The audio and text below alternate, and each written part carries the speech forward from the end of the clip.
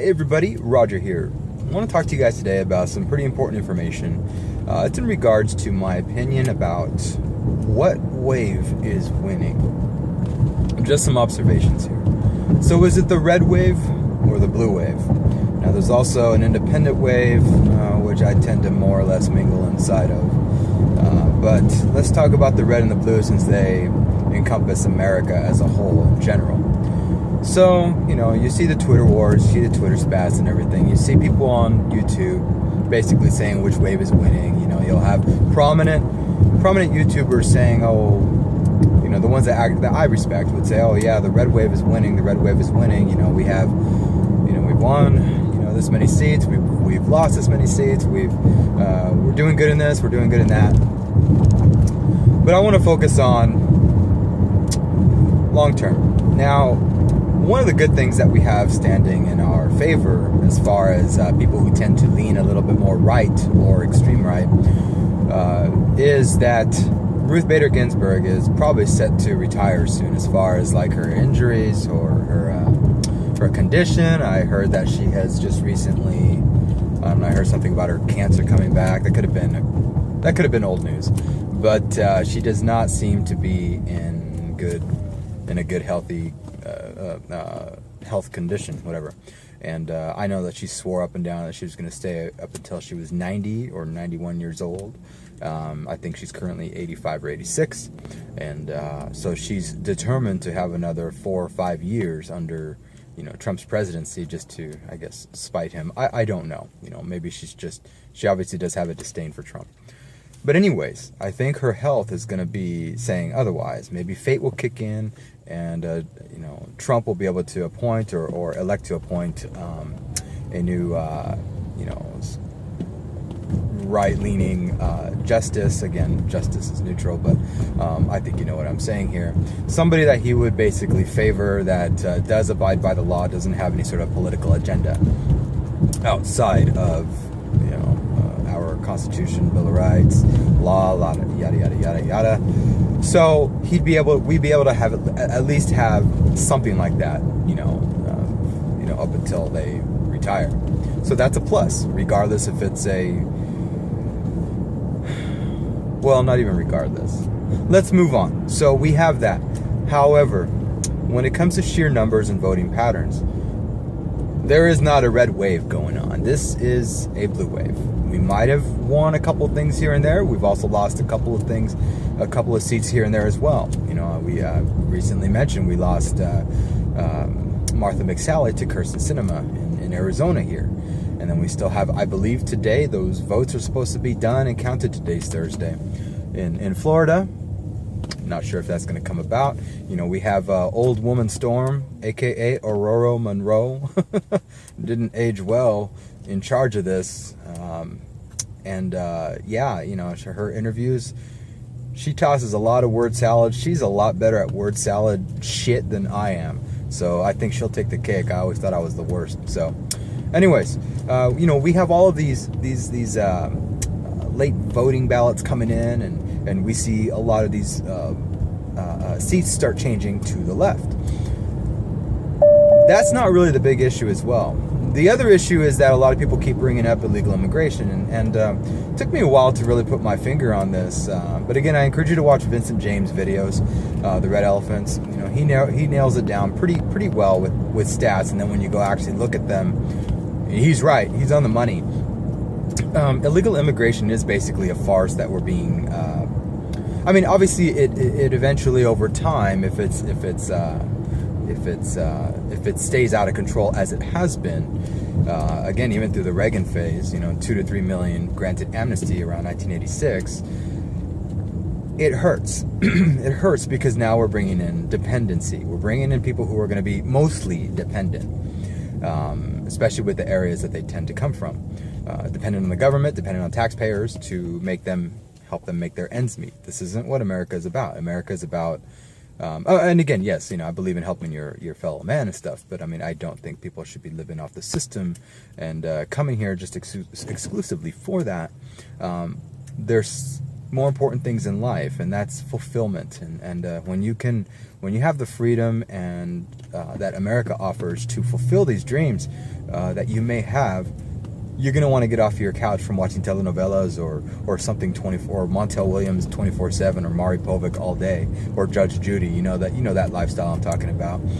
The ones that don't really offer anything, that don't want to offer anything, that when they finally get to their deathbed, they're like, oh my God, I didn't do anything in my life. That would be the most depressing ending in life, in my opinion. And I try to strive away from that all the time by working and whatnot. Now, I'm not perfect. I don't have a social life. I think I've thrown it away in favor of being a workaholic, and it sucks. I'm aware of it, so that's something I can criticize myself on. However, you get a lot of people that are coming into this country who are, illegal or legal or otherwise sometimes, that tend to want to vote more Democratic. And at the moment, like my previous a video I'm going to be posting, I haven't posted it yet. I might post it before or after this. It's in regards to how I don't believe that culture is the main catalyst. Background and culture are the main catalysts for how people vote. It's basically life experience and where people are at. And granted, this data does point to a consistent voting pattern for Hispanics, males and females, voting between, 60 to 70% Democratic versus 30 to 40% Republican. 20 to 30% Republican, probably straight through, since data has been collected about this. Blacks, 10% Republican, 90% Democrat, and it has been consistent throughout history, throughout data, since data has been collected. But there's a lot of other things that are also to be factored in. Do these people have family? I don't know how to say this right, so I'm just going to say it. Family inheritance. Do they own property? Do they have good schools? The majority of those answers are no, and so. Yeah, demographics play a role, but also your background, your financial status. I know that as I'm getting well off, when I was poor, I was voting Democrat, and I knew nothing, and I didn't want to learn anything. Now that I'm, I guess more or less financially well stable, obviously everybody has their issues. I'm aware of what it takes to get what I want, and I see that the Democratic way just pushes me down, so I don't vote that way, and for the most part, I do not. Whoops, sorry guys, let me turn this off. My other phone. Anyways, so with this, yes, immigration does play a role, because again, everybody repopulates, gives birth to multiple babies, and they are not white. I don't think race matters. I still don't, even looking at the data. I do believe that it's more or less background and influence, schooling, and lack of questioning that does. And ignorance leads to people voting democratically. On the left, I should say. So with this, I still think that that's a minor issue. The biggest issue is the fact that each state is increasing with stupidity. We have a lot of people who just do not want to question policy. They don't want to question. They look at, we believe in first, like, we had our first actual Native American, 2 Native American Senate positions occupied, I believe there was, yeah. And that was big news, and that's more important than the actual policies that they have. But I thought Elizabeth Warren was the first Native American, but whatever, fool me once, whatever. Anyways, funny joke. But and then we have our first Muslim something, I don't remember. Again, these things are always more important than the actual policies and things that they stand for. And these kind of people are going to be riling up the general no-brain audience to keep voting for them because they look like them. This is wrong. I am obviously aware that white America does tend to think more in line with my way of thinking. Now, granted, I don't like to talk about it as white America because I hold those values as well, and I'm not white. And it's more or less you adopt a culture, regardless of your ethnicity, your background, your religion, whatever. You adopt a culture and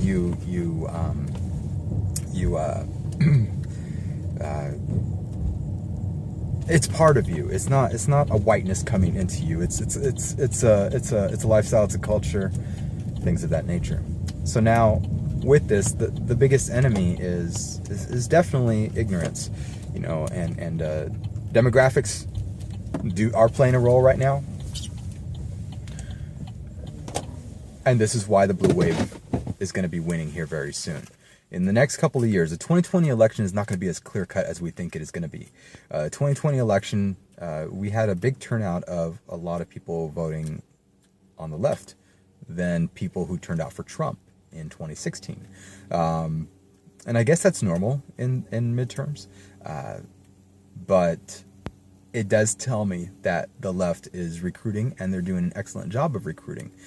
Now, fantasizing like Candace Owens, Charlie Kirk, Turning Point USA, Brandon Tatum, fantasizing that oh, you got this, Trump has this much percentage of the black vote and whatnot, and we should be proud of this.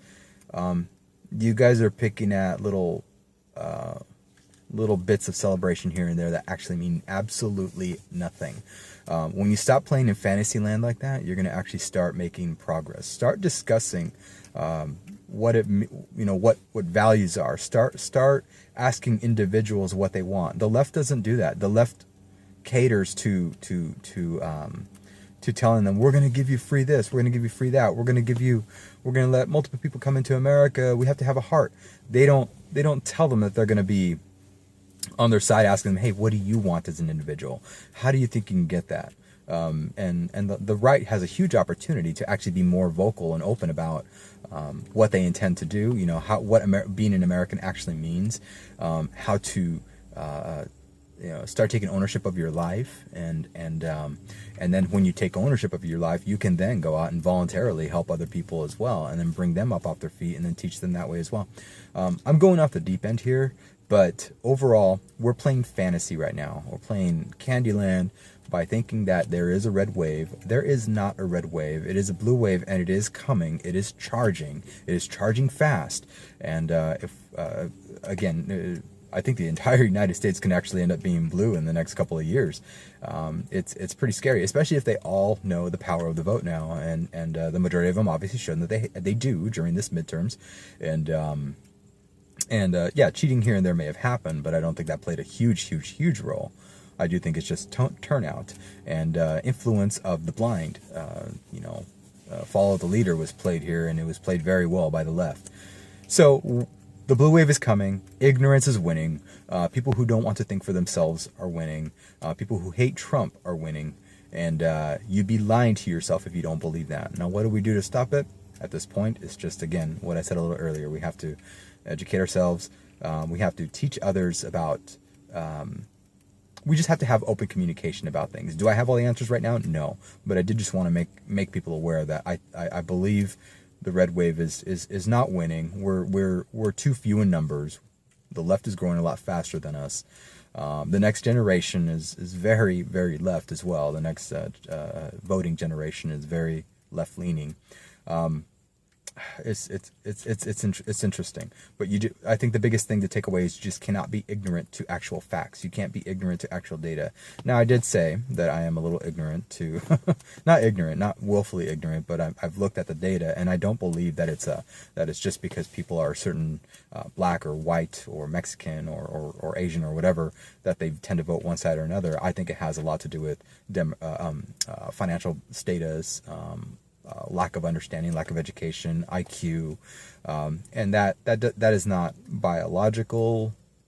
Yes, obviously it is biological. IQ could be biological, but look, I was stupid when I was growing up. I think I was smart but stupid at the same time, and I'm pretty sure I had a low IQ when I was younger. I don't know what my IQ is now, but I do think I'm more analytical than I think I have to be, considering I am in the IT field, and go with that. But I mean, people can change. You know, you can tune your mind to do certain things. And anyways, that's where I'm going. I guess I'm going all over the place with this. Overall, the red wave is not winning. I would like to see the red wave win, but it's not. And if you want to be realistic, you solve these you look at these problems, address them head on. You're not afraid to talk about them. And I'll probably be talking about this more in future videos. But there is a blue wave. You know, as much as you don't want to believe it or not, the blue wave is coming, and we got to be very careful about it. Anyways, what are you guys' thoughts? I rambled. I'm sorry. Like, hate, share, subscribe, unsubscribe. I love it all. I hope you guys all have a great day. Peace out.